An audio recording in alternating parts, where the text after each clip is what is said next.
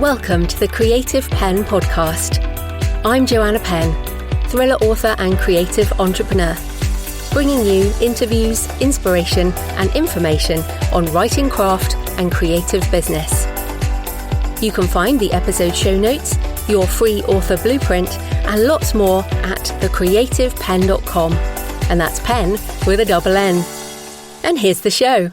Hello creatives, I'm Joanna Penn, and this is episode number 763 of the podcast, and it is Friday the 26th of July 2024 as I record this. In today's show, I'm talking to Sayburn Lane about why she decided to pivot genres after her first 4 books in a series failed to hit her financial and career goals as an author, and how she then discovered 1920s mystery, researched it, and now how she is writing and branding to market and doing much better. So it is a really good discussion, and that is coming up in the interview section. In publishing things, well, Kindlepreneur has a useful article on Amazon KDP account suspension. A lot of common reasons why it happens, things like metadata violations, low quality content, and manipulative practices, or at least their algorithm perceiving these things happened even if you didn't do anything, as well as how to prevent suspensions and what to do if it does happen.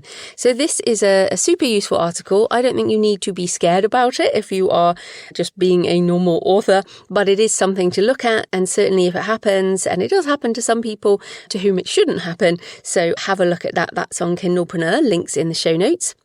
Also, some very, very good news for people selling direct to European Union countries like me. Since 2014, and I've been doing this since before 2014, and I remember when these came in, when they put in the EU digital VAT rules, which they put in with a 0 threshold, which put a lot of people out of business. PayHip started to deal with this. A lot of other places have dealt with this. But what it meant is even if you sold one ebook to France in a whole year, for example, or Germany or any of the other Netherlands, whatever, you would have to pay that government some tax. And then those of us who did this, we got the one-stop shop. So, for example, I'm registered in the Netherlands, so I pay to the Netherlands on behalf of the whole of the EU. But from January 2025, this is the good news, they are introducing thresholds, which will mean most indie authors won't need to pay digital sales tax, similar to the thresholds in Australia, Japan, India, and other places. These rules are meant to be for big companies, not for individual authors. So this is great news, first of all, for the authors who've been trying to deal with it for over a decade, including myself, and I have spent more money on being compliant than I have made from EU sales. But it's always been a bit of a point of principle for me, since I feel European, then I wanted to sell into the EU. But yes, it's certainly been an out-of-pocket pain for me. And most people either just haven't sold into the EU at all, they've just excluded all of the EU, or they have been non-compliant on this. And I know a lot of authors who just haven't bothered. So this is really good news. I'll link to this in the show notes, but a patron sent this to me and I was like, oh, this is so great. I mean, it's taken more than a decade for them to fix this for small businesses, but happy that it is now happening. And if you're in the EU, various countries in the EU, then this might mean you have a lot more options because small companies will be able to sell ebooks, audiobooks. And I know places like, I think it was Etsy that used to sell recipes and things like this. People just pulled out. So interesting times. There was also a really wonderful article from psychological suspense author Charlotte Duckworth this week here in the UK, which I thought I'd share as there's a lot of mindset stuff, imposter syndrome. The article is called Some Honest Thoughts About the Harrogate Crime Writing Festival. Now, this is a prestigious crime writing festival here in the UK run by some of the most successful traditionally published crime authors, publishers, agents. It is traditional publishing through and through. Indies don't really go. They're not very represented. There are some there, but it's very traditionally published. I've been several times, and every time I've gone, I definitely felt all the things she talks about. Now, Charlotte is traditionally published with 5 books, so she's not a newbie at this. She shares, it's quite a long article. I'm only going to share some bits and bobs, but she shares things she loves about Harrogate. So it is great to get away, think about your career, meet up with people you know and people in the community. And also she shares a list of things she doesn't doesn't love, and then also shares a whole load of things you will not see in the smiling selfies and Instagram pictures that you might have seen about Harrogate. And it was last week. I actually did have a ticket. I was going this year, but then I got COVID. So I thought I'd share it, as you might find some of these things resonate, plus it gives a real insight into traditional publishing. She says, "What you don't see in all those shiny, happy pictures is all the social anxiety that's inevitable when you get a bunch of introverts together and shove them all in a big tent for 3 days. What you don't see are all the people doing quick turns to avoid publishers or agents who have rejected them or made a mess of publishing their books. What you don't see are all the mid-list authors who were once promising debuts, now left feeling like stale old bread as a new barrow load of fresh meat is wheeled in and given publicist chaperones and limited edition proofs and signing events and panel spots. What you don't see are all the authors desperately trying to get introduced to one of the hotshot authors in the hope of getting a selfie with them and boosting their own profile by proxy. What you don't see is the crippling anxiety that so many authors feel as they take a deep breath and leave their hotel room alone to face the tent, crossing fingers that they'll see a friendly face quickly and won't be left dithering around the periphery, desperately looking for someone to talk to." And this is making me smile because I have been exactly in this situation so many times. What you don't see are all the authors who write brilliant books and have interesting things to say, wondering when exactly it's going to be their turn to be on a panel. What you don't see are all the authors secretly re-evaluating their careers in the face of everything they see or hear or learn from being in the Harrogate melting pot. You definitely don't see all the authors who would love to be there but simply cannot afford it, because let's be real here, those 2 nights cost me nearly £500 in hotel, train fares and food. You also don't see the authors who would love to be there but have too many responsibilities and who feel sad, frustrated and concerned that not being there is going to negatively impact their career in some way. So there's lots more in the article. It is very, very good. Thank you to Charlotte for sharing this. I went to try and leave a comment, but she didn't have comments on, so I'm not sure if that shows what response there's been. But the links are in the show notes. And I wanted to mention it as I've definitely felt some of my worst imposter syndrome at Harrogate as an indie author, and my social anxiety is pretty huge at the best of times, which is why I tend to have a drink, which is why many authors tend to have a drink, to be honest. And I wanted to encourage you by being open about this, and Charlotte mentioned this, and if you feel this way, it is so normal. And I've talked to very successful authors at Thrillerfest, at Harrogate, who've said they feel exactly the same. So the imposter syndrome, it doesn't go away however big you get, however successful other people think you are. So if you go to London Book Fair or to Author Nation or to any author conference in any country of the world, you might feel some of these things. All of this is normal at every stage of the author journey. And what you probably find is if you linger around the periphery and just try and say hello to someone, then it will be worth going. So that's at charlotteduckworthstudio.com, and Charlotte also builds websites for authors, so I thought I'd mention that too. So in AI things, there's lots of stuff going on, but the one thing I wanted to mention was OpenAI has announced a limited release of their search tool, SearchGPT, an AI-powered search engine with real-time access to information across the internet. So it's going out to certain people at first, and then they're going to roll it out slowly, presumably to avoid the Google Gemini AI-powered search situation, which was sort of blasted. But of course, Google is incorporating Gemini into their search. And again, I would encourage people to think long term about the changes due to AI and try not to be emotional about it. These search engines are very likely to change the way that content is surfaced. In fact, one patron said this week that ChatGPT recommended this podcast on chat. So I was thrilled about that. You know, I want the search engines and the AI bots to know about me. I want them to know about my work, which is why I'm always trying to encourage them to get to know JF Penn and Joanna Penn, and I happily upload my books to them. But of course, this ties into all the licensing deals that OpenAI has done, and it's presumably likely that those publishers who've licensed content will get better results. So this is an area that is changing really fast, but AI powered search is definitely coming. And if you haven't listened to that episode, or if you listened to it and thought it didn't matter or was too far ahead, then maybe go back and have a listen, because I go into how things are changing. That was back in December on how generative search will change book marketing and book discoverability. Also, in personal news, I was in Peterborough yesterday at the Book Vault printing factory, which is always a thrill. And I went to see the new foiling machine, which, to be fair, it's not like a sexy picture. It's just a big, massive box. But what was very lovely was to see how many book covers were kind of in various stages of production, and there were some really beautiful books being printed, mostly romantasy. There was so many romantasy books being printed. So lovely to see Book Vault is doing so many gorgeous books for authors, indie authors. I signed all the exclusive hardbacks of Spear of Destiny for the Kickstarter. Pictures on Instagram at JFPenn Author. Thanks to Alex and Curtis at Book Vault for helping me. And all the hardbacks, paperbacks, large print, and all the bundles are now in the post. And so backers should have them in the next 7 to 14 days, depending on where you are in the world. As I was signing and looking at all these beautiful books, I was so struck by how grateful I am to be able to create beautiful books in the world. And maybe you're like me, I don't just buy books to read. I buy books to put on my bookshelf.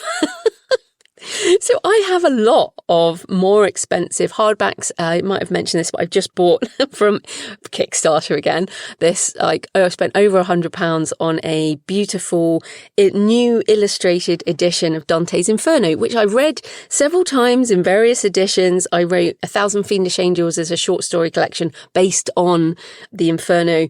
But this is just a gorgeous package. And I was like, oh, I really want that. Now, will I sit down and read that book? No, I probably won't. I actually bought Jonathan a gorgeous boxed edition of The Lord of the Rings, which he has read hundreds of times and listens to on audio over and over again. But this is just a lovely box. So I just wanted to say again how grateful I am to now be able to do that, and how much I am so convinced of Kickstarter and these kind of print runs as being a really important part of our author business going forward. Because with all the AI stuff, digital, as I've said many times, digital is going to zero. People can get as much digital content as they like. But what really stands out is some beautiful books. And if you're a book person, which you all are, then presumably you love these. And it was so funny because as I was walking through and I saw some of the designs and was signing my books and just feeling them, and they're all shiny and have the lovely foil, and I was thinking of the Vineyard book. So I'm writing the Vineyard book, and I've been playing on Midjourney, making pictures. Obviously, when I say horror, my books are, many of them have horror elements, but it's more like just a supernatural. So this is folk horror, and it's set in a vineyard. And so, of course, in my mind, and I've been playing with these images on Midjourney. And when I was up at Book Vault, I was like, oh my goodness, I really want to do a special edition for this. They're also getting the sprayed edge machine soon. So I was thinking of sort of the evil vines that I can have going up the side of the book and all of this. So I was thinking I would pitch this book to an agent, but to be fair, I'm probably just going to do another Kickstarter and launch it with an exclusive signed special edition, because I'm just in love with it and I love having these books on my shelf. So there we go. There's a bit of a rant about how wonderful it is. I really encourage you to think about this, because the thing is, you should just do one to give to your parents or to put on your own bookshelf or whatever. So yes, exciting times. Also, as I record this, I'm doing the discovery writing webinars this weekend. So they will be done by the time you hear this. I've prepped the sessions. I'm really looking forward to it. There's a lot of writing. So we'll be doing discovery writing together. It's not just there's a bit of teaching. And then, of course, I do a Q&A on anything that people want to talk about with backers from the campaign. So I'm excited about that. So thanks for your emails and comments and photos this week. Jude said, Kia ora from Aotearoa, New Zealand. Joanna, your podcasts have kept my spirit going for so long. Today, while I was feeling blue and forcing myself to at least wash the dishes in the sink, I listened to you saying the dreaded COVID had visited once again. Sending you much aroha to get better soon. So thank you, Jude. And yes, I am better. I feel like I'm on the other side where everything is amazing, where the contrast of being ill and then coming out of it and just going, wow, I just love everything and the world is amazing and I'm just so happy. So yeah, it's good to be on the other side. Ruthie said, I've never written to you, but this particular topic was so helpful to me. I just had to tell you. Gosh, I retired 5 years ago and I promised myself I would complete my novel or memoir by now. It's been a struggle with external events. This was very motivating. So that was on the Ros Morris episode on writing emotion. Thank you so much. And of course, a struggle with external events, like my COVID, for example. Be gentle with yourself. You don't need to write the book. But if you do want to write the book, then yes, it's time to knuckle down and do it. It's a combination of self-love and self-care and a bit of discipline, I think, is how we get our books written. And then thanks to author T.S. Pedramon, who sent me some pictures on X, some pictures of beautiful green forests, said, listening to today's episode of the podcast while driving through West Virginia on my way home from a work trip. It is gorgeous out here. It really did look gorgeous. So thanks, T.S. Okay, please leave a comment on the podcast show notes at thecreativepenn.com or on the YouTube channel, or message me on X at thecreativepenn with a double N, or email me. Send me pictures of where you're listening, Joanna at thecreativepenn.com. I love to hear from you. It makes this more of a conversation. So today's show is sponsored by Pro Writing Aid, because however you choose to publish, whether you go indie or you want a traditional deal, you need to make your book the best it can be. Pro Writing Aid is one of my absolute must-use tools in my writing process. And I also work with a human editor. But I use Pro Writing Aid for every book, every short story, fiction, non-fiction, everything. I use it with Scrivener, but you can also use it online. You can use it with other software. I work through every chapter and it kind of underlines things and highlights things that I need to change.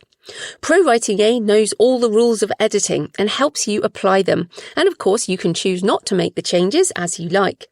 It helps with making your writing more active, finding repeated words, finding words and sentences you could improve, adding sensory details, sentence structure, grammar and punctuation issues, as well as typos, spacing problems and more. It suggests improvements, but of course I don't have to accept it all. And it now has a really useful set of reports, like super, super good. If you haven't looked at Pro Writing Aid in a while, it's worth having another look, because their reports have things like story strengths and weaknesses, areas for improvement and other analysis using AI tools to help you improve your writing. So why use software to help you? Why don't you just learn all of this and apply it yourself? Well, we all use tools to improve our process, and we are also often blind to our writing issues.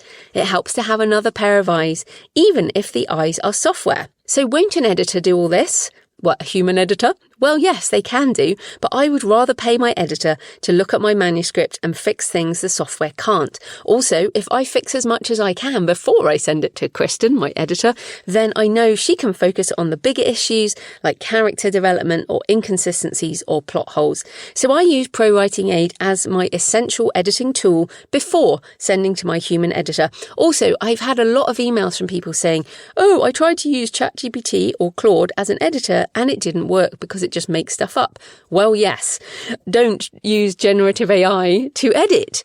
Some people have kind of hacked that about, but why not just use Pro Writing Aid, because this is what it's designed for, and it utilizes AI as well. So check out the free edition or get 15% off the premium edition by using my link, prowritingaid.com/Joanna, Joanna, prowritingaid.com/Joanna. So this type of corporate sponsorship pays for the hosting, transcription and editing, but my time in creating the show is sponsored by my community at patreon.com/thecreativepenn. Thanks to the 7 new patrons who've joined this week. Thanks to everyone who's been supporting for months and years. If you join the community, you get access to all my backlist videos and audio covering topics on creativity and AI, mindset and business, and my patron-only Q&A solo podcast episodes. Last week, as this goes out, I put out a tutorial video with Michael from AI writing tool Pseudowrite, showing us all the new capabilities. The Patreon is a monthly subscription, the equivalent of a black coffee a month or a couple of coffees if you're feeling generous, and you get access to everything. New patron, Ida, emailed this week. She said, All these years as I listened to your podcast, every time you did a call to action for Patreon, I would skip forward and think, nah, I'll take what I can get for free. There's heaps of stuff and heaps more information on the internet. I don't believe in subscriptions. I'm not paying. Then one day I just thought, well, it's just a cup of coffee. It's really cheap. Worst case scenario, I'll download everything I can and cancel. And of course, you can absolutely do that. Within a few days of becoming a patron, I was, OMG, this is the best $3.50 I've ever spent. I'm thrilled about this, and she gave me permission to use this, by the way. I'm seriously getting so much value out of this. This is so worth it. I wish I could tell everyone, this is really, really good value, guys. Just don't wait. Go ahead and do it. I also like the Patreon app and how we can watch and listen to additional content there. So if you feel you get value from the show and you want more, then come on over and join us at patreon.com, patreon.com/The Creative Penn. Right, let's get into the interview. Anna Sayburn Lane writes 1920s murder mysteries and contemporary thrillers and is an award-winning short story writer. So welcome to the show, Anna. Hello, thank you very much for having me. Oh, it's great to have you on the show. So first up, tell us a bit more about you and how you originally got into writing and self-publishing. Well, I was the typical bookworm kid, which led me into an English and history degree. And I didn't really think at the time that writing stories for a living was an option. So I kind of went into journalism thinking, oh, that's close. Turns out it's a completely different thing. But anyway, it kind of worked. So I worked for local newspapers for 5 years, and then I moved into the health and medical field. And I enjoyed work. I was quite happy doing what I was doing. I'd always written a bit of fiction on the side, but I only really started taking it seriously about 15 years ago when I just got bitten with the idea for a novel and it wouldn't let me go. So I spent about 8 years writing my first novel and then another 2 years trying to get it published and went through all of the ups and downs and near misses and getting more and more sort of frustrated with the process. So eventually I decided I'm going to find out about self-publishing. I went to London Book Fair, I joined Ally, I did various online courses and found out as much about it as I possibly could, and then eventually went on to publish Unlawful Things, which is the first novel, and that was back in 2018. So that's interesting. That's quite a long journey then. And I think, didn't that book win some awards or something? I mean, it's a very well-respected kind of book. So how did that experience go with traditional publishing? Well, that was the thing. It kept getting shortlisted for stuff. It kept nearly winning things. And then I'd sort of get agents who were saying, oh, yes, we really love it. And then they'd sort of have a closer look and say, the trouble is we're not sure that it's commercial enough and blah, blah, blah. So that was really the reason that I eventually went into self-publishing. But yeah, I forget the exact ones now, but there were a couple of awards that it got onto the sort of final roster for. And when I published it, it did pretty well in that it got really well reviewed. People seemed to really like it. And I thought, oh, great, better write the next one. And unfortunately, the next one took 2 years to write. And that was when I suppose things started slowing down a bit, really. Well, let's just stay a few years back, because you and I first met as I arrived in Canterbury at the end of my pilgrimage in 2020. So we were literally just days before lockdown, I think, that time. And then you came on my Books and Travel podcast in 2021 and we geeked out over Canterbury and history. And that was while you were still writing the Helen Oddfellow mysteries. So first out, tell us more about those books, why you started out writing that series in particular, I guess, based on your history degree. Yeah. Well, actually, the Helen Oddfellow series really started when I walked from London to Canterbury back in 2010, which I just sort of did for fun. Gave me an idea for a story, which I like the idea of a story that started in London and led you all the way to Canterbury, and taking in literary figures like Chaucer and Christopher Marlowe, who's the playwright who was born in Canterbury but actually died in Deptford, was murdered in Deptford. And I liked the idea that it would sort of touch on historical mysteries like the murder in the cathedral, Archbishop Becket's murder, and then again the mystery of what happened to Becket's body after Henry VIII had the shrine destroyed. So I had all of these kind of mad ideas going around in my head. And then I came up with the idea of a literary detective looking into mysteries from the past. And so my heroine, Helen Oddfellow, was a PhD literary researcher, but she was also a London tour guide. And that was because I actually had a friend or still do have a friend who works as a London tour guide. And it's just fantastic going anywhere with her in London because she's always pointing out things that you'd never notice normally. And she just knows everything about London history. So I thought that would make a really good sleuth, someone who notices things like that and who has such a good sort of background in history. So the series then, the first book was very much about Marlowe. I then went on to write about William Blake and then about Charles Dickens. So all writers who had really strong London and Kent links, because I live in London and Kent and that's kind of the area that I know best. So I really enjoyed the writing and the research, and I did absolutely stacks of research for each book. They were incredibly research heavy. I mean, for example, with the Charles Dickens book, it sort of started with, I should probably read all of Dickens, which is quite a big job. Wow, okay. That is interesting.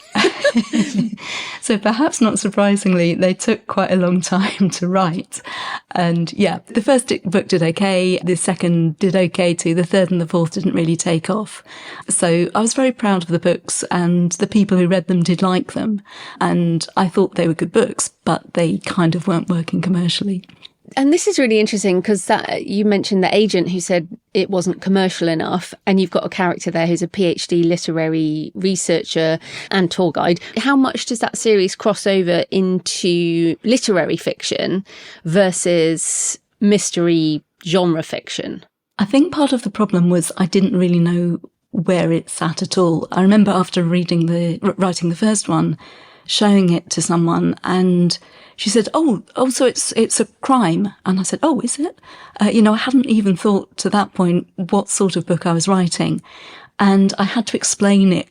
It takes quite a long time to explain to someone, well, it's a contemporary thriller, but it's got lots of historical stuff in and quite a lot of heavy literary history. And it just became really hard to market because it was quite a complicated thing. And I think when I described them as sort of literary thrillers, people thought, oh, they're just going to be really heavy. And I don't know, maybe they were quite heavy, but certainly I think that for some people that was actually quite off-putting, that they sounded like they were going to be hard work. And I think probably they did ask quite a lot of the reader. I do remember reading one of the reviews where someone was saying, look, I'm sure this is a really good book, but there's so much history in it. And I thought, yeah, you're right. There is a lot of history in it.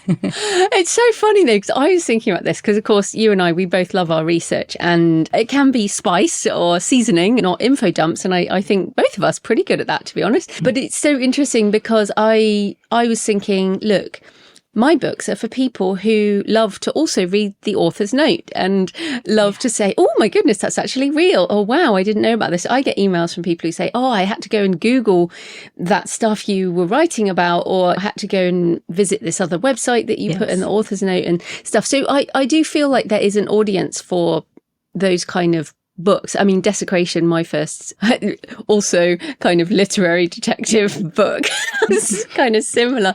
But let's just, staying with that series. So you mentioned that you didn't know what genre it was, which is a classic first novel issue that many writers have. In fact, first book issue, I think, in general. What else did you learn from those self-publishing and writing those initial books? I think one of the problems was how long it was taking me to write each book. So I realised that people will actually forget if you don't publish a book for 2 years, especially if that's the gap between your first and second book. People will just forget about you, even if they really like the first book. By the time you're publishing the second one, they've way moved on. I mean, I think I did learn actually how to craft a really good thriller. And I think certainly my fourth book in the series is by far my favourite. I think it was a really gripping story. It had the backstory, it had the Dickens backstory in it, but I don't think it ever became sort of info dump. I don't think it ever kind of over-egged the history. I think it was actually a really good book.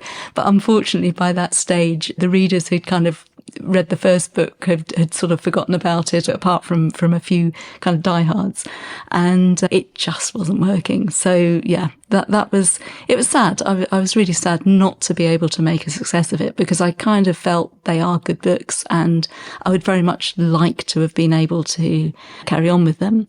But yeah, the time came to make that change. Yeah, so let's talk about that then. Was it a purely sort of financial reason to pivot away from that series, or why did you decide to pivot, and how did it feel? I mean, you said it was sad there, but talk us through that process.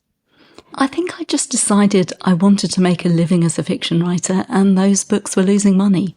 So I could have kept writing as a hobby, but that really wasn't what I wanted to do. So if I wanted to fulfill this dream of making a living as a fiction writer, then I had to find something that would actually sell. And it was kind of heartbreaking, because I loved writing my characters. I loved those books. I was actually midway through writing book 5 when I made the decision. And that came from just looking really clearly at the sales for book 4. And thinking, why are you doing this to yourself? You know, why are you carrying on putting all of this effort and work and this huge amount of work into something that is not really giving you a return? But once I'd made the decision, I actually felt a huge sense of relief. And I think that they had become a bit of a burden in a way. And I was kind of tired of feeling that I was sort of failing. I'd set myself up to be an author, and I felt that I was failing as an author because I wasn't able to sell those books, even though I was pleased with the books themselves. Yes, so let's just say to everyone listening, it is actually completely normal to not be a full-time fiction author and making enough money from books. But that's what you decided you wanted to do. So that's why you made that decision, I guess. But you said they're looking really clearly at the sales and the books. How did you get enough distance, do you think? Or are you an analytical person, like you could just download the sales spreadsheets and be like, yeah, this is not working? I am fairly analytical, I think. I always have spreadsheets that show how much money I'm spending and how much I'm getting in. And I've been running my own business for the past 10 years as a freelance journalist. So that was just part of my process. And it was kind of the end of the year, and I was looking at my end of year figures and realising to what extent my journalism business was subsidising the books. And yeah, I knew that I kind of wanted to do less journalism and more writing. And I thought, well, if that's what I want to do, then something's going to have to change. So it was quite a struggle emotionally at first, but yeah, it was fairly straightforward once I looked at the figures and thought about what it was I actually wanted to do. And what were you spending? You said they were costing you money. So were you paying for marketing things? I mean, obviously editing, cover design are an outlay, yeah. But were you paying for ongoing marketing? I mean, I was, but I wasn't even making back the cost of production. So editing and cover design wasn't being covered by the income from, certainly from the last couple of books. So at that point, it was just, no, this isn't working for me anymore.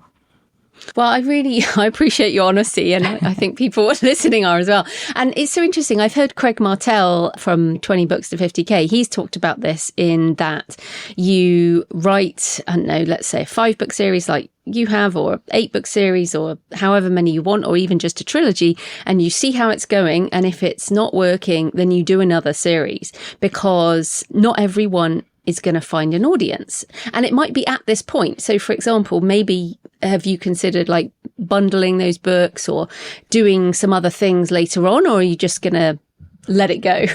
I've put them in a 4-book box set. And funnily enough, since I've started the new series, there's a small but steady sale each month for those books. So I think some people are reading the new series, and then when they get to the end of it thinking, oh, maybe I'll try the others. Awesome. That's great. So that's nice. Yeah. That is nice. Well, you never know. And I do want to encourage people around this too, because things can pop back up again. at different points, or you could just do a promotion. So you've got Chaucer, you've got Marlowe, you've got Dickens, you've got William Blake. I mean, these are people where festivals come up, don't they, here in the UK? And there's Orna Ross is doing something on Maud Gonne at the moment and does stuff around Yeats's anniversary and all of this. And so we can tie these historical things into sort of spike promotions now and then. But that's the old series. And the reason I get emotional about this, because I have probably gone on too long with my Arcane series. It makes some money, but, I'm on book 13. and I think if I had been honest with you have around book 5, I might have pivoted earlier, but I have other series. But let's talk about your pivot. What was your process of after you decided you were going to do something different? What did you do next? I think one of the keys was once I decided, just move on. Don't sort of faff around thinking, what might existing readers think, or try to explain it to anyone else. Just get on with it. So I decided fairly quickly that I wanted to stay in the crime mystery thriller space. And then I started researching the genre in crime properly, in the subgenres. And I thought, well, what is non-negotiable? And I realised, well, I definitely want to keep the historical aspects. And I'd often thought about writing a historical novel. And I knew that I didn't want to write police procedural. So I looked at the historical mystery area, and slightly to my surprise, I found this thriving subgenre of 1920s murder mysteries. And I love reading classic Golden Age mysteries by Dorothy L. Sayers and Agatha Christie. So that kind of helped. And I just looked and thought, well, maybe I could do that. I then started reading lots of books in that genre, and also started reading general histories about the 1920s, especially social histories involving women, because there was so much going on in the 20s for women. Everything had changed since the First World War. And I just started to really fall in love with that kind of period, and started to think, yeah, actually, I can do this. I really want to get into this area. And I actually started off by writing my reader magnet, which is Murder at the Ritz, which came from actually going and having tea at the Ritz with a friend. And we were sitting over afternoon tea and throwing ideas about, and I went home and wrote it and thought, it looks like I can actually write a murder mystery. So yeah, a bit of research to kind of prompt ideas. There was a particular book that really helped me get started called Square Haunting by Francesca Wade, which is all about some amazing women who lived in Mecklenburg Square in Bloomsbury between the wars, including Virginia Woolf and Dorothy L. Sayers. And that was quite close to where I used to live and work myself. And I really liked the Bloomsbury area of London. So that gave me quite a lot of inspiration for the first full novel in the series, which was Blackmail in Bloomsbury. So you found this subcategory, but did you assess the financial potential, or did you check the rankings, or I don't know, did you use Publisher Rocket because you can find out money using that tool? How did you look at that side? Yeah, I did. I used Publisher Rocket. I mean, what I did find was that I could probably find other areas, other genres or subgenres that would be more lucrative, that would probably have higher sales. But I was looking for something that I was excited about writing about. And I looked at, well, what are the best sellers in those genres? What are their sales? Okay, well, I'd be happy with that. If I could get into those sort of numbers, that would be fine. So although it wasn't, I'm going to make an absolute fortune necessarily, it was, okay, they're clearly selling enough and it's something that I want to write. So I think you really have to have that crossover. I knew that there were other genres that were selling more, but they weren't the ones that really spoke to me. And then how did you write to that market? Did you get lists of tropes, or was it more organic? I read a lot of books in that genre and kind of noted the tropes. So things like people are forever wanting to have afternoon tea and cake and things like that. So that's fine. I can build that in. And the fashion is really important. Well, that's good because I like the fashion of the era very much myself. So I was kind of aware of the tropes. What I realised I didn't want was something that's very common is it's an aristocratic sleuth. It's always Lady So-and-so who's investigating the murders. And I decided, no, I don't want that, because I wanted something that felt a bit more personal to me. And I don't really have any sort of insight into the aristocratic mindset. But what I do have, my mother, grandmother are all South London women who grew up in a particular sort of social class, kind of lower middle class, went to grammar school. My mother went to the grammar school and did elocution lessons and learned how to do shorthand and typing, and was expected to fit into a kind of secretarial role. And I thought, actually, I like that idea that this lady is, my main sleuth, Marjorie, who is named for my grandmother, is a secretary to a lady who is an American private detective. So she's sort of got the kind of the experience. She's in her 50s, same age as I am. So she's sort of that side of me. She's kind of experienced at life. And then Marjorie is quite a naive young woman, but she's learning fast. And she's coming from that background that I feel that I understand quite well. And did you plan, I don't know, a trilogy or 5 books, or how did you think about this next experiment? I decided I wanted it to be a 6-book series, but I also thought I will do 3 and see how it's going. So I've got 3 out now, and they're going pretty well. I mean, they've sold so much better than the previous series, to the extent that I can see how they could become a living if I keep going in the series and maybe have some spin-offs and other series. But they've certainly given me hope that it's possible to achieve that goal of being a full-time author. So yeah, right from the beginning, I was thinking they're going to have an overriding, there's a couple of themes for the 2 main characters that will go throughout the 6-book series. I may well continue after 6 books, but I'll kind of see how that's going, and if I've got enough new ideas at the end of the 6 books. So it was very much a planned series, whereas the Helen Oddfellow books were entirely unplanned. I wrote the first one without any idea what was going to come next, and so it's been a much more commercially minded project, I guess. And on that, have you just gone with ebook and paperback, and how are you publishing? Like, are you in KU? Yeah, I'm publishing in KU. I'm doing paperback and ebook. I really want to do audiobooks, and that's something that I'm going to be focusing on for the rest of this year, is trying to get that underway. So that's a bit of investment, but I like the idea of doing that because I think there's quite an untapped market for audiobooks, and it's probably a market that I haven't reached because they don't necessarily read paperback or ebooks. So I'm quite excited about that.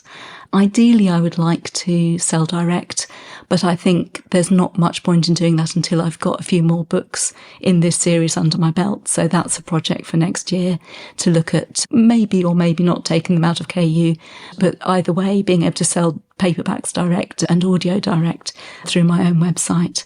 So that's definitely one for 2025. What I notice as well, I mean, if you're going to write to market, you have to cover to market, and your covers are fantastic for this series. They look exactly on brand as far as I can tell. I don't know much about that genre, but tell us about how you did the research for the branding, and I guess how you've shifted it, because they obviously look quite different to the rest of your books. Yeah, completely. Well, yes, I wanted something that would give a flavour of the Art Deco style of the 20s. So I was looking at some kind of classic Dorothy L. Sayers books, and I've got one that I particularly liked, and I used that to do myself just a little mock-up for my reader magnet. And then I started looking at cover designs in the genre, and I contacted a designer called Donna Rogers, who had done quite a few of the books that I really liked. So I sent her a brief, including my mock-up as one of various suggestions. And she drew elements from that, the sort of geometric shapes and so on, and used that as a template.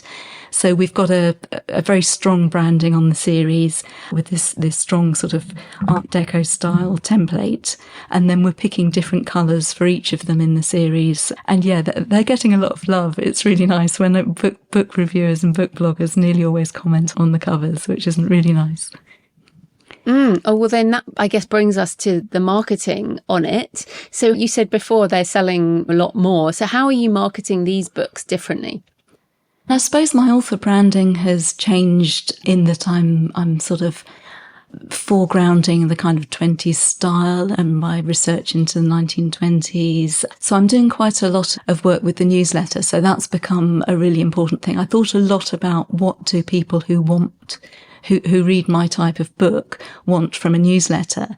And I realised that they probably want a bit of fun, a bit of glamour. So I put in pictures of exotic places that I've managed to travel to, and I sort of talk about other books that they might like and some of the media that they might enjoy. So the new series of Bridgerton or whatever, things that kind of have that historical but escapist, quite glamorous sort of style. I suppose I didn't make a big deal of the shift with my newsletter or my social channels because I kept the same pen name, but I did completely rebrand them and then just started posting about the new series. I switched over to the new reader magnet so that new readers were going to be seeing kind of consistent 1920s style branding from the start. I've done a lot of newsletter swaps with other authors in the genre, which has been really nice. I got in touch with them fairly sort of soon in that journey. I was kind of making contact with people, getting on their newsletter list. And then once my series had started, offering newsletter swaps, asking if they're willing to do that. And everyone seems really up for it. So that's worked really well. I've done a few promotions as well. So sort of written word media type promotions and 99p for a week, that kind of thing, which has been quite good for promoting the first book in the series and then hopefully hooking people into the series. In terms of advertising, I'm doing a lot of experimenting with Facebook ads at the moment. And I don't know, I'm struggling I haven't cracked that yet, is what I'm going to say. But I'm doing a lot of It keeps changing, so. It does. There's a lot going on with Facebook at the moment. But it's quite interesting to see certain sort of vintage style photos do well for a bit and then they stop doing well. And then I've tried using AI imagery and some people are fine with it. And then some people will just write, "This looks AI" underneath. And so you think, well, okay, it is. Yeah, that's common now, even if it's not AI. Exactly, yes, yeah. Yeah. So basically you are doing everything, but you were doing everything before, right? So the big difference is you've found a more, I guess, vibrant niche where you have written something that those readers already want. So it's like putting stuff before people, but if they actually want it, it becomes much easier to market. Yeah, completely. I know who I'm marketing for too. I think that was probably the single big thing that made the difference was I know who to target. I know who my comp authors are. I didn't know any of that stuff before. I kept looking, trying to find my comp authors, and there was no one who really fitted. So I think that was part of the problem, was it wasn't an easily marketable series. Whereas this, if you say to somebody, oh, it's a murder mystery set at the 1923 Chelsea Flower Show, they know exactly what sort of thing they're going to get. And if that's the sort of thing they're into, then, they'll give it a go. Yeah, fantastic. So, I mean, obviously this is still 1920s. Mm-hmm. How have you done the research for this that in a different way than the last series? Because you spent a lot more time researching those. So how are you balancing research with actually getting the books done? Yeah. Well, each book has kind of a new aspect of the 20s to explore. So, for example, Soho Jazz Murders, the second book, was all about nightclubs, jazz music, a bit about the cocaine panic of the early 1920s. So I often do a lot with the British newspaper archive. So I'll literally just dive in, put in some keywords and dates and see what comes up, which can be really interesting. Then I'll do some library-based research. So looking for things like memoirs. For example, Kate Mayrick, who was a nightclub hostess who wrote this fantastic memoir called Secrets of the 43 Club, which was really fascinating. I will also go to places as much as I can. So I did a crime tour of the West End. I went to the Bow Street Police Museum, just spending time in those particular areas. One thing that I realised is really different because I write about London and I write about it very much in a real way. So you sort of should be able to walk where I've walked. But of course, so much changed because of bombing and development after the Second World War. So one of the resources that I use is the old online ordnance survey maps of London from 1918. So I can discover that actually the place that I thought they could all stroll down didn't exist in 1918, and that road used to be called something else. And so that's quite fun.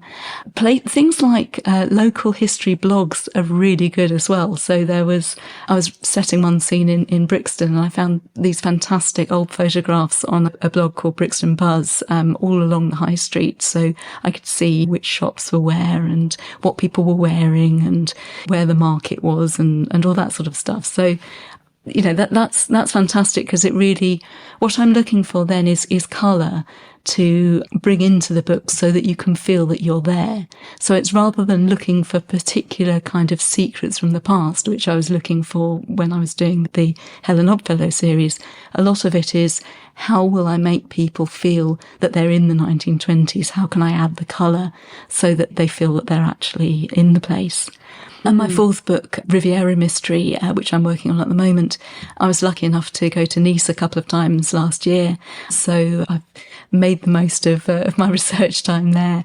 And also YouTube actually is really helpful with vintage film. The film industry was very much in its infancy, but there are some fantastic short films. There's a film called Apropos de Nice from 1924, which shows everyone, in all their fashions, kind of parading up and down the Promenade des Anglais.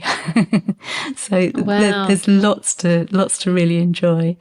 Yeah, and I mean, this is hard though, isn't it? Because a lot of historical fiction readers can be very particular about the exactness and veracity of the research. But have you found that in this niche, which I imagine is potentially more about the murder mystery than the exact history? Like, are you getting different responses from readers?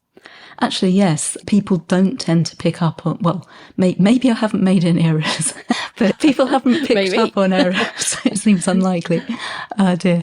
One thing I always worry about getting wrong is the cars, because I quite like having sort of vintage cars. And fortunately, my husband's a fan of vintage cars too. So just last week, he read the first draft of my next book and pointed out that she can't reverse her three-wheeler Morgan back up the street because they didn't have reverse gears. They didn't have reverse. That's a good one. So he saved me from that, fortunately. But I think actually what most people are looking for is a really cracking story. They also want it to sound right. So something that my beta readers will sometimes pick up on is phrases or words that they think don't sound right. And quite often when I've checked them out, actually they are right, as in there were people called Brenda, for example, in 1920, but to them that didn't sound right. So I thought, well, okay, it's about plausibility rather than accuracy. So if someone called Brenda strikes my readers as being out of period, even though I know perfectly well from the online records that it's true, that's okay. I'll change it to something that they will find more plausible. So there's a bit of push and pull between that. And my readers are actually, I've got a good beta reader team who will say, actually, I'm not sure whether this is true or not, but it doesn't sound right. So I think sounding right is really key. That's a really good tip, actually. I mean, I was just thinking as we record this, it's July 2024 and the American election cycle is unbelievable. As if you wrote it into a thriller, people would say, no, that's too much. That's just a bit much. It's not believable. And that's kind of the same thing. It's like what is true is sometimes not believable.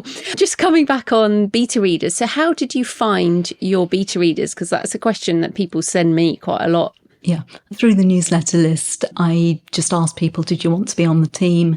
Something that was quite unexpected when I started publishing this series, it was how many of my readers are from the US as opposed to the UK. It's something like 70%, 30% US, UK. So because historically I've been publishing, I suppose, with more success in England or in Britain for the first series, more of my newsletter list was from the UK initially. So more of my beta readers were. So I put out a call in the last one saying, can I have some American beta readers, please? Because I won't know what it is that will strike you as odd or that needs to be better explained or whatever.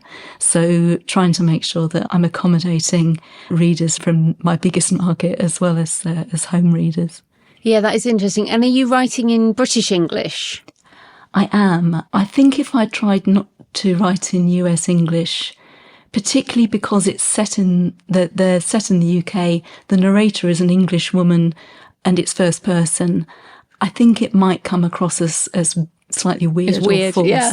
No, first person. No, fair enough. Okay, I didn't realise. Your first books were not in first person, right? No. It's the first time I've written first person. It's really interesting. How is that? Because I've thought I've written some short stories in first person, but I've never written a full novel. That is actually quite different because I guess you can write some chapters from other people's perspectives, but they'd be in third person. So how have you managed that? You don't? Okay. No, it all has to be from Marjorie's perspective.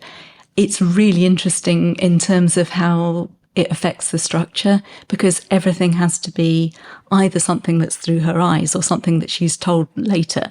And particularly with a mystery, I suppose one of my inspirations for having her as a first person narrator was I was thinking about Holmes and Watson and how Watson is kind of usually several steps behind Holmes. So he's telling you things, but he's not necessarily understanding them. And I quite like that thing of Marjorie will tell you what's happened and she'll tell you something that her boss, the detective, has said or is doing, but she won't necessarily get the import of that for another chapter or two. And then also things can then be explained to her so she can explain them to us. So it's been really interesting and I've enjoyed doing it. It's not something that I thought I would do, but somehow this particular character seemed to want to be a first person character, and I think it does work.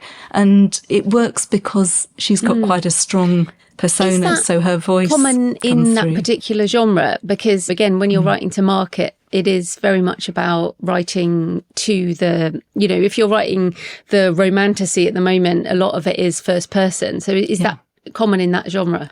Yes, it is. Yeah, I think I'm not sure what the proportions are, but a fair number of the series that are successful are written first person. Yeah.